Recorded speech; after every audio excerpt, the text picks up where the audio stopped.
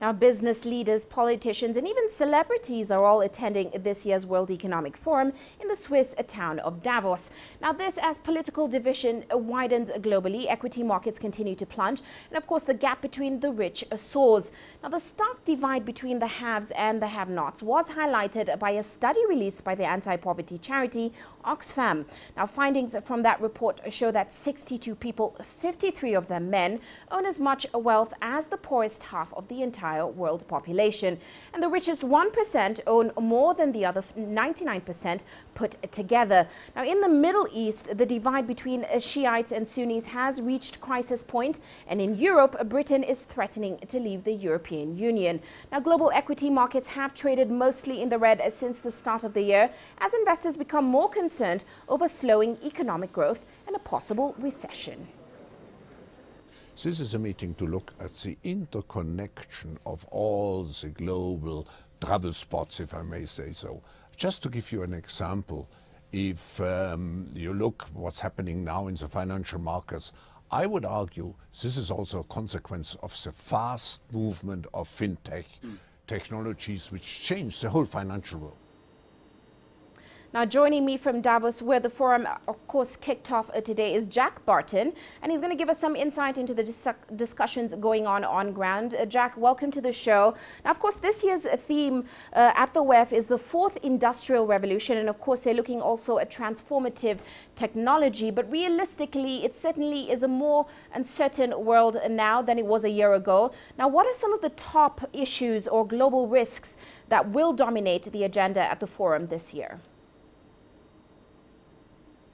Well, that's exactly right. Every year the World Economic Forum comes up with some key theme. This year it is the fourth industrial revolution, how to deal with it, looking at the impact that advanced robotics, things like 3D printing, biotechnology will have in the future in terms of advances, but also a negative impact on the workforce. But of course, this is an evolving issue. And as you mentioned, there are plenty of burning issues around right now, including the still rising tensions between Russia and the West, the economic situation in Europe, where the recovery really hasn't taken off, and where the continent is now facing a refugee crisis as well. There's conflict across much of the Middle East, as you mentioned before, Britain holding a referendum on whether or not to pull out of the European Union altogether. And as we've just got the latest figures in, a slowdown again in China. So there's a lot for the delegates to discuss here, many pressing issues. The expectation is the global economy, China's economy, many other economies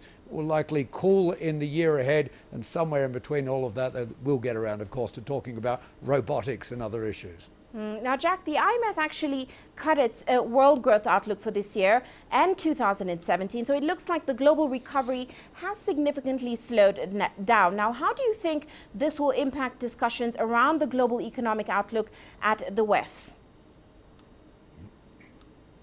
This is really going to be the main focus of discussions here, and particularly the news that we've just heard out of China. It really hasn't surprised anybody, and the delegates who are attending here who've spoken out so far say they expected that figure, they expected to continue slowing, and of course it's really been China over the past 5 years that has kept economic growth, or at least stability, globally since the world economic crisis began.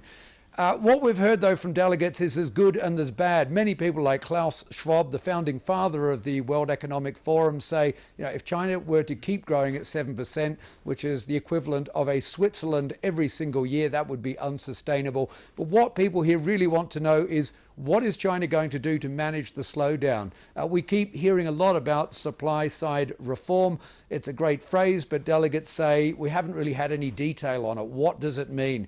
But of course, other big issues. They want to know if the Fed is going to keep reining in its stimulus program. That'll have a ripple effect across the world, particularly on emerging markets as money retreats from those markets. But they also want to know about oil, which has dipped below $30 a barrel. It's down at a 13-year low. So there's a lot of countries there involved. It's going to have a big impact. Is this going to stimulate the global economy? Is it going to lead to deflation? But expect oil prices to be a real key theme at this meeting.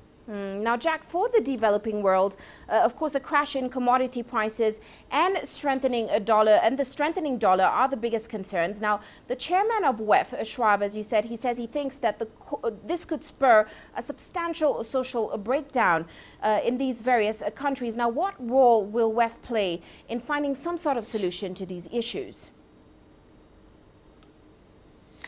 Well, interestingly, Klaus Schwab's really talking about the future there, but you mentioned before that Oxfam report, which is indicating that this is a trend that's already happening. On top of those figures that you mentioned about the top 62 people having the same wealth as the bottom half of the planet, we see the other half of the planet, we see that the poorest people, the poorest half, has also lost $1 trillion in wealth over the last 5 years. And he's warned that if the situation continues with commodity prices falling down, particularly oil hitting many African countries, then the situation will deteriorate. He said the refugee crisis will also intensify. Well, thank you so much, Jack, for those insights. Of course, he's joining us from Davos.